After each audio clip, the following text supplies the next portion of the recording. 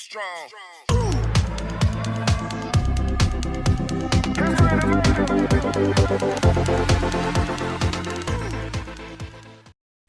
देख रहे हैं अपना पसंदीदा YouTube चैनल प्राइमरी के पंख। मैं आप सभी विद्यार्थियों का इस चैनल पर स्वागत करता हूं।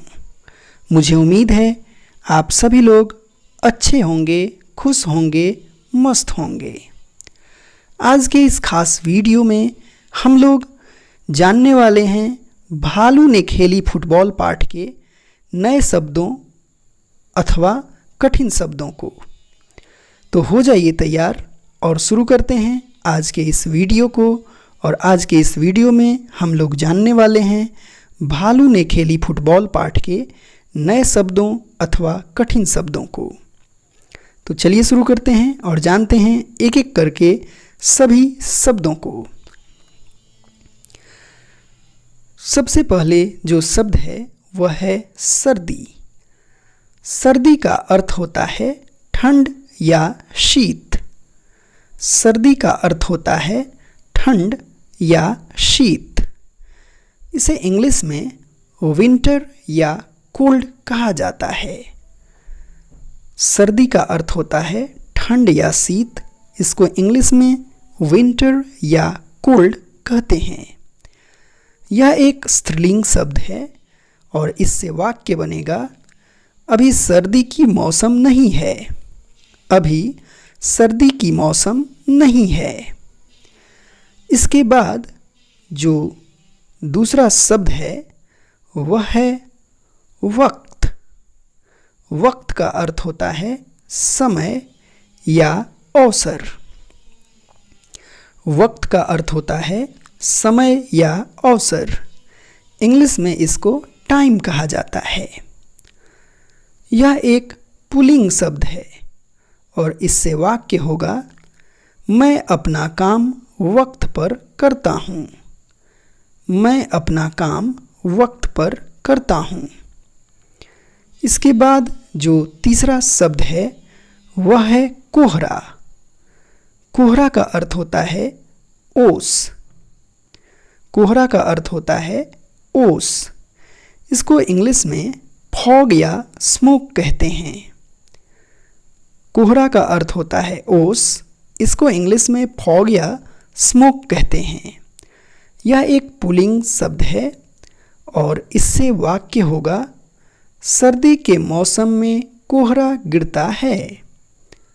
सर्दी के मौसम में कोहरा गिरता है। इसके बाद जो चौथा शब्द है वह शब्द है गोल मटोल। गोल मटोल का अर्थ होता है तंदुरुस्त या भारी शरीर का नाटा व्यक्ति।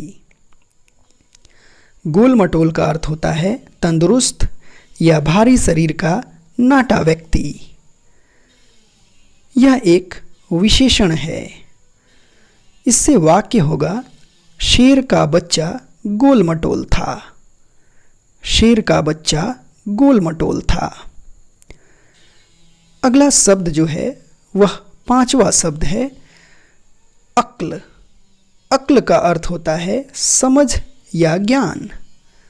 अक्ल का अर्थ होता है समझ या ज्ञान। इंग्लिश में इसको इंटेलेक्ट कहते हैं। अक्ल को इंग्लिश में इंटेलेक्ट कहते हैं। यह एक स्त्रीलिंग शब्द है और इससे वाक्य बनेगा दुनिया में अक्ल की पूजा होती है। दुनिया में अक्ल की पूजा होती है। अगला शब्द जो है यह शब्द छठा शब्द है। यह है आफत। आफत का अर्थ होता है संकट या दुख। आफत का अर्थ होता है संकट या दुख। इंग्लिश में इसको स्करेज कहा जाता है। आफत को इंग्लिश में स्करेज कहते हैं। यह एक स्त्रीलिंग शब्द है और इससे वाक्य होगा यह कैसी आफत आ गई। यह कैसी आफत आ गई। सातवां शब्द है हर्जाना। हर्जाना का अर्थ होता है मुआवजा। हर्जाना का अर्थ होता है मुआवजा। इंग्लिश में इसको डैमेजेस कहते हैं। इंग्लिश में इसको डैमेजेस कहते हैं। यह एक पुल्लिंग शब्द है और इससे वाक्य होगा शेर के बच्चे को हर्जाना देना पड़ा। शेर के बच्चे को हर्जाना देना पड़ा। 8वां शब्द है 9-2-11 होना। 9-2-11 होना का अर्थ होता है भाग जाना। 9-2-11 होना का अर्थ होता है भाग जाना। यह एक मुहावरा है और इससे वाक्य होगा शेर का बच्चा मौका मिलते ही 9-2-11 हो गया। शेर का बच्चा मौका मिलते ही 9-2-11 हो गया। 9वां शब्द है जान बची तो लाखों पाए। जान बची तो लाखों पाए का अर्थ होता है मुसीबत से बच निकलना। जान बची तो लाखों पाए का अर्थ होता है मुसीबत से बच निकलना। यह एक मुहावरा है।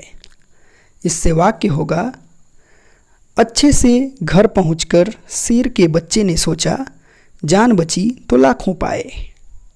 अच्छे से घर पहुंचकर शेर के बच्चे ने सोचा जान बची तो लाखों पाए। 10वां शब्द है आओ देखा न ताओ। आओ देखा न ताओ का अर्थ होता है बिना सोच विचार के काम करना। आओ देखा न ताओ का अर्थ होता है बिना सोच विचार के काम करना। यह एक मुहावरा है। इससे वाक्य होगा भालू ने आओ देखा न ताओ और शेर के बच्चे को उछाल दिया। भालू ने आओ देखा न ताओ और शेर के बच्चे को उछाल दिया।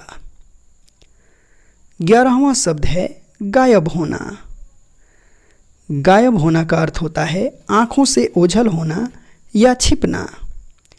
गायब होना का अर्थ होता है आँखों से ओझल होना या छिपना। इंग्लिश में इसको मिसिंग कहा जाता है। यह भी एक मुहावरा है और इससे वाक्य होगा थोड़ी ही देर में शेर का बच्चा गायब हो गया। थोड़ी ही देर में शेर का बच्चा गायब हो गया। 12वां शब्द है लपक लेना। लपक लेना का अर्थ होता है पकड़ना। लपक लेना का अर्थ होता है पकड़ना। इंग्लिश में इसको कैच कहते हैं। लपक लेना का अर्थ होता है पकड़ना। इंग्लिश में इसको कैच कहते हैं। यह भी एक मुहावरा है और इससे वाक्य होगा सोहन गेंद लपक लिया। सोहन गेंद लपक लिया। 13वां शब्द है हड़बड़ी। हड़बड़ी का अर्थ होता है शीघ्रता या जल्दबाजी। हड़बड़ी का अर्थ होता है शीघ्रता या जल्दबाजी। यह एक स्त्रीलिंग शब्द है। इंग्लिश में इसको हैस्ट या रश कहते हैं। हड़बड़ी को इंग्लिश में हैस्ट या रश कहते हैं। यह एक स्त्रीलिंग शब्द है और इससे वाक्य होगा हमें किसी भी काम में हड़बड़ी नहीं करनी चाहिए। हमें किसी भी काम में हड़बड़ी नहीं करनी चाहिए। 14वां शब्द है फुर्ती। फुर्ती का अर्थ होता है तेजी। फुर्ती का अर्थ होता है तेजी। इंग्लिश में इसको एजिलिटी कहा जाता है। फुर्ती को इंग्लिश में एजिलिटी कहते हैं। यह एक स्त्रीलिंग शब्द है। इससे वाक्य होगा शेर का बच्चा फुर्ती से भाग गया। शेर का बच्चा फुर्ती से भाग गया। 15वां शब्द है पछताना। पछताना का अर्थ होता है पश्चाताप करना। पछताना का अर्थ होता है पश्चाताप करना। इंग्लिश में इसको रिपेंट कहते हैं। पछताना को इंग्लिश में रिपेंट कहते हैं। यह एक आक्रामक क्रिया है। इससे वाक्य होगा शेर के बच्चे के भागने के बाद माली पछताने लगा। एक बार फिर से सुनिए। शेर के बच्चे के भागने के बाद माली पछताने लगा। मुझे उम्मीद है कि आप इन सभी 15 शब्दों को अच्छे से समझ गए होंगे। फिर मिलेंगे एक नए वीडियो में एक नए कॉन्सेप्ट के साथ। तब तक के लिए गुड बाय।